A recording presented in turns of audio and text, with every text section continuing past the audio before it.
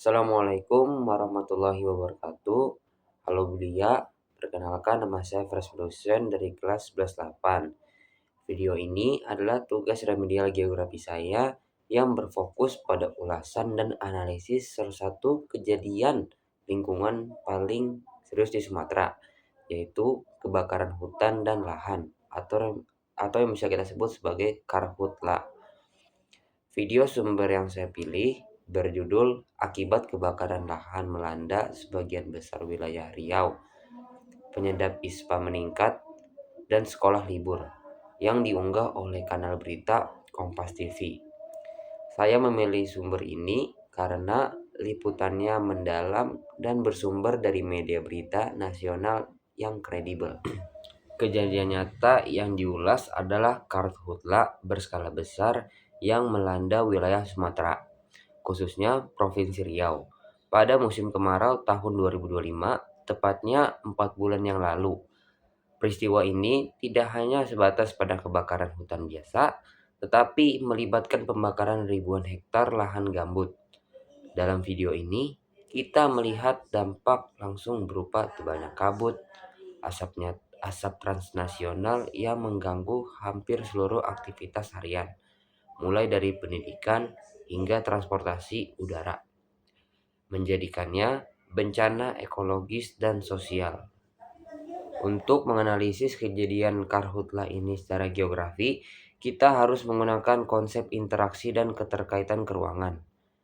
Karhutla disebabkan oleh dua faktor yang saling terkait, yaitu faktor fisik dan faktor manusia.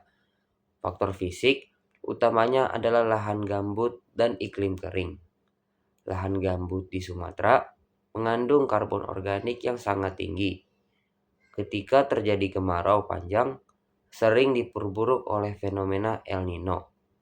Permukaan air di gambut menurun drastis.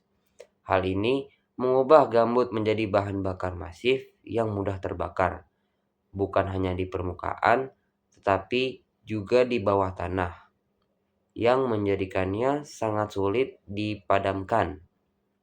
Namun, faktor pemicu utamanya adalah faktor manusia.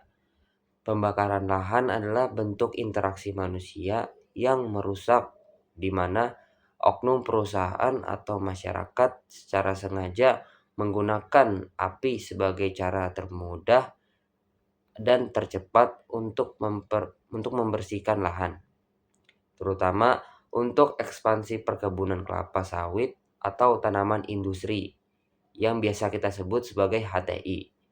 Ini adalah bentuk keterkaitan keruangan antara kebutuhan ekonomi jangka pendek manusia dengan lingkungan yang tidak berkelanjutan. Lalu, kurangnya pengawasan dan penegakan hukum yang efektif semakin memperparah siklus bencana ini.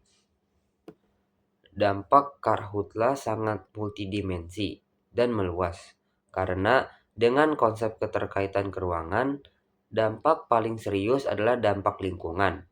Api mengakibatkan hilangnya keanekaragaman hayati karena habitat satwa endemik Sumatera, seperti gajah dan harimau musnah. Selain itu, pembakaran gambut melepaskan emisi gas rumah kaca yang sangat besar, terutama karbon dioksida yang berkontribusi signifikan terhadap pemanasan global.